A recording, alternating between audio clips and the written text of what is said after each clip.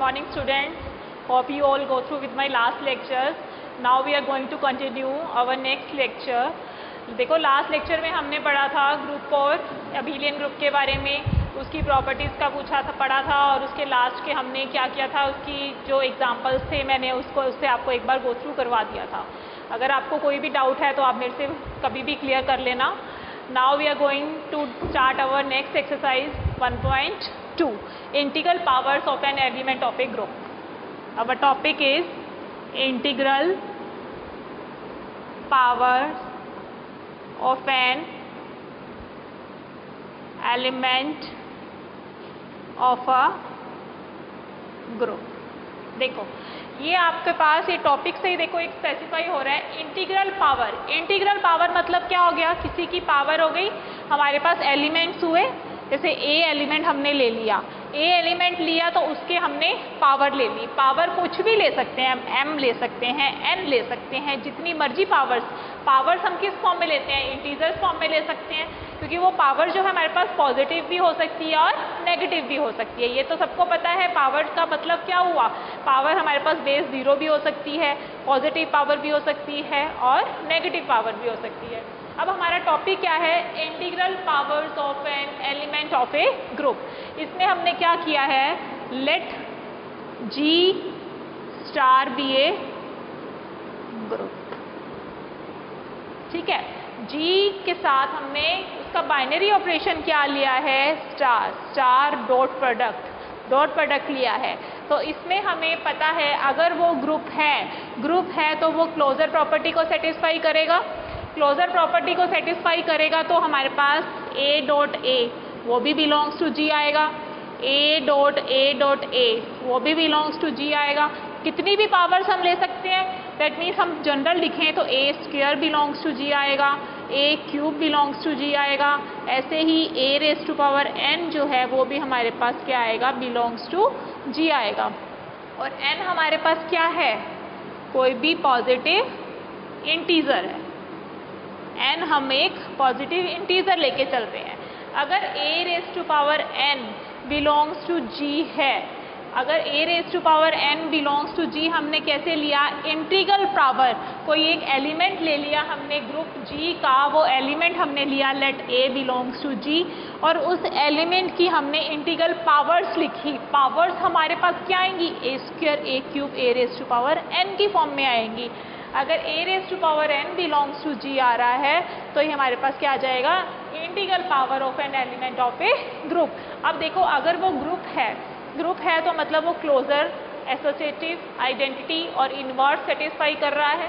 तो ए raise to power एन का जो इन्वर्स है वो हमारे पास क्या आ जाएगा, ए की पावर माइनस एन आ जाएगा. वो भी हमारे पास ग्रुप जी के अंदर बिलोंग करेगा. आया समझ. देखो जी डॉट हमारे पास एक ग्रुप है, इंटीग्रल पावर लेनी है तो ग्रुप का हमने एक एलिमेंट ले लिया ए. अगर एक जी में एक ग्रुप में बिलोंग करता है तो उसकी पावर्स जो हैं वो भी क्लोजर प्रॉपर्टी के अकॉर्डिंग उसकी पावर्स भी उसके बीच में इन्वॉल्व होंगी. A square A cube A raise to power N भी बिलोंग्स टू जी हुआ तो उसका जो इन्वर्स है A raise to power minus N वो भी हमारे पास क्या आ जाएगा, बिलोंग्स टू जी आ जाएगा.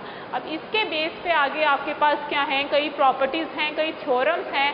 इन थ्योरम्स को ही जो आपके आपका चैप्टर्स मेन जो आपके क्वेश्चंस आते हैं, थ्योरम्स के क्वेश्चन आते हैं पेपर में, आपने इन थ्योरम्स को कोई क्रैमिंग नहीं करनी, उसको आराम से समझ के करना है कि आपने उसमें दिया क्या हुआ है. आराम से उसको पढ़ोगे, जैसे ही आप लाइन को रीड आउट करोगे ना, रीड आउट करते ही आपको समझ आ जाएगा कि उस क्वेश्चन में क्या गिवन है और क्या आपने प्रूव करना है.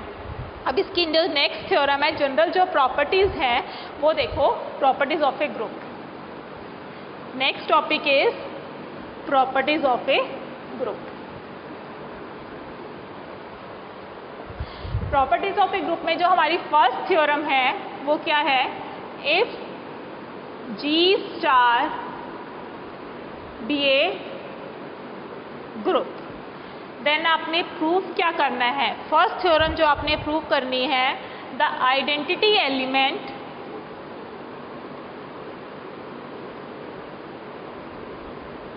Of G is unique. ये आपने प्रूव करना है. अब ये देखो कैसे करोगे। देखो कोई भी ग्रुप होता है, कोई भी सेट आपके पास गिवन हो तो उसका आइडेंटिटी एलिमेंट तो अपन को पता है यूनिक होगा ही होगा। ये तो नहीं होता कि अगर आपके पास 4 बाइनरी ऑपरेशन के आपके पास 2 आइडेंटिटी एलिमेंट आ जाए। ये तो आज तक आपने जो भी क्वेश्चंस किए हैं, अगर आप उसको अच्छे से आपने पढ़ा है तो आपको अब तक ये बात क्लियर होगी जो आइडेंटिटी एलिमेंट है वो हमारे पास यूनिक होता है। मतलब कोई भी एक सेट गिवन हो उसका जो आइडेंटिटी एलिमेंट है वो हमारे पास यूनिक होगा। अब इसको हम प्रूव कैसे करेंगे? हमने ये ले लिया late E1, E2 belongs to G है, ठीक है। E1 तो हमने कोई भी एक एलिमेंट ले लिया बिलोंग्स टू G है, और E2 हमने क्या लिया है?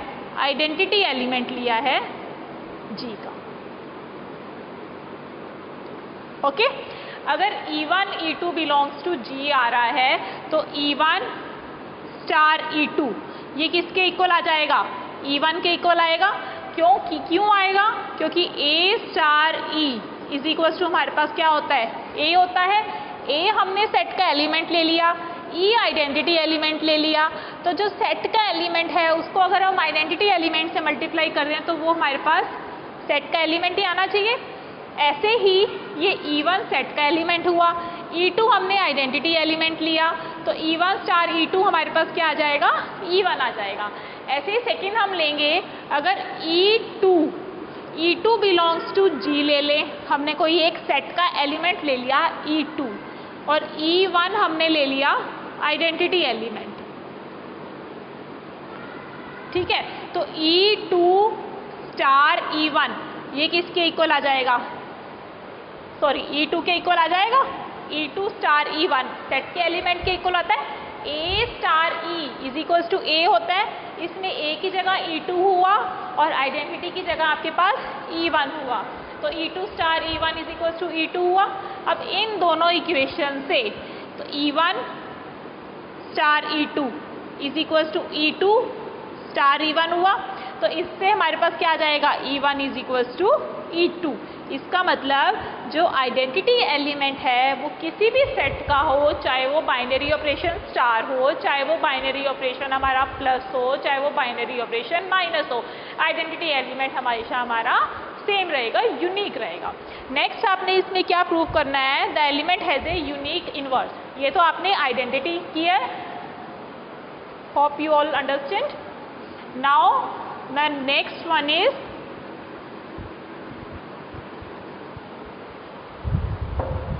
every element has a unique inverse। अब आपने क्या प्रूव करना है कि जो इन्वर्स है वो भी हमारे पास यूनिक होता है। इन्वर्स यूनिक के लिए हम क्या करेंगे? हमने ये ले लिया लेट A जो है बिलोंग्स टू G है। A कोई जो है सेट का एलिमेंट्स है। A अगर सेट का एलिमेंट है तो जो उसका इन्वर्स को यूनिक प्रूव करने के लिए हमने इसके 2 इन्वर्स ले लिए। Let B1 and B2 are 2 inverses of set G। A तो सेट का एलिमेंट हो गया, B1 B2 उस सेट के 2 इन्वर्स हो गए। अब हमें यूनिक प्रूव करने के लिए to prove unique inverse we have to prove, हमें क्या प्रूव करना है यूनिक इन्वर्स के लिए? B1 इज इक्वल टू हमारे पास क्या आना चाहिए? B2 आना चाहिए। ये कैसे प्रूव करोगे?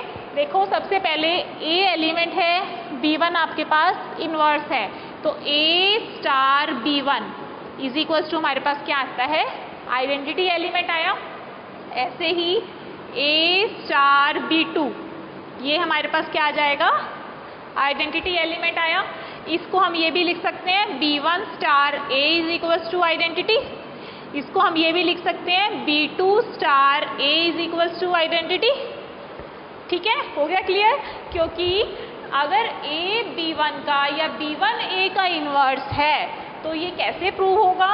स्टार बाइनरी ऑपरेशन के लिए उन दोनों का मल्टीप्लिकेशन जो है वो आइडेंटिटी एलिमेंट के इक्वल आना चाहिए। ऐसे ही अगर B2 A का इन्वर्स है तो A स्टार B2 हमारे पास आइडेंटिटी एलिमेंट के इक्वल आना चाहिए। अब हमें पता है B1 इज इक्वल्स टू हम B1 स्टार E लिख सकते हैं, ठीक है। तो B1 is equals to B1 star E की जगह हमारे पास क्या आ जाएगा, B2 स्टार A आ जाएगा। आया यहाँ तक समझ, ठीक है। तो इसमें हम B2 star A, B1 is equals to हमने लिख दिया B1 स्टार E और E की जगह हमने लिख दिया B2 स्टार A। तो B2 स्टार A यहाँ पे हमारे पास क्या आ जाएगा, B2 स्टार A किसके इक्वल आ जाएगा,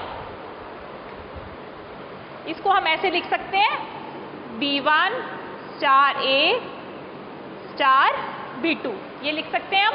तो B1 स्टार A इसकी वैल्यू हमारे पास क्या है, आइडेंटिटी एलिमेंट के इक्वल है, तो ये आ जाएगी E स्टार B2।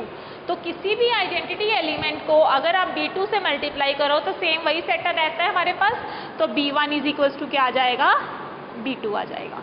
इससे हमारे पास क्या, इनवर्स जो है यूनिक प्रूव हो गया। एक बार दोबारा देख लो कैसे किया है।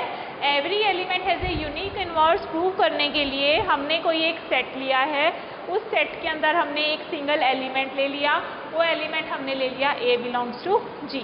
अब उसके एलिमेंट के जो इनवर्स हैं उसको यूनिक प्रूव करने के लिए हमने उसके इनवर्स ले लिए B1 और B2, 2 इनवर्स ले लिए। B1 और B2 इनवर्स को यूनिक प्रूव करने के लिए हमने क्या प्रूव करना है, B1 is equals to B2। अगर अब B1 जो है इस एलिमेंट A का इनवर्स है तो A star B1 is equals to identity आया। B2 अगर इसका इनवर्स है तो A star B2 is equals to identity आया। इसको हम B1 star A is equals to identity लिख सकते हैं, इसको B2 star A is equals to identity ले सकते हैं। तो हमें पता है B1 is equals to B1 star E है, तो E को हम रिप्लेस कर सकते हैं B2 स्टार A से, तो यहाँ क्या आ जाएगा, B1 star B2 star A आ जाएगा। तो आप इसमें बाय एसोसिएटिविटी आप इसमें आपस में इंटरचेंज कर सकते हो, ब्रैकेट को इंटरचेंज कर सकते हो। तो B1 star A star B2 लिख सकते हो इसको, और B1 स्टार A ऊपर आपके पास आइडेंटिटी था, तो यहाँ पे क्या आ जाएगा, आइडेंटिटी इंटू B2। B2 को अगर आप E से मल्टीप्लाई करोगे तो आपके पास क्या आ जाएगा, B2 आ जाएगा। तो B1 इज इक्वल्स टू क्या हो जाएगा, B2 आ जाएगा। तो इससे आपके पास क्या प्रूव हो जाएगा, इनवर्स जो है हमारा यूनिक है।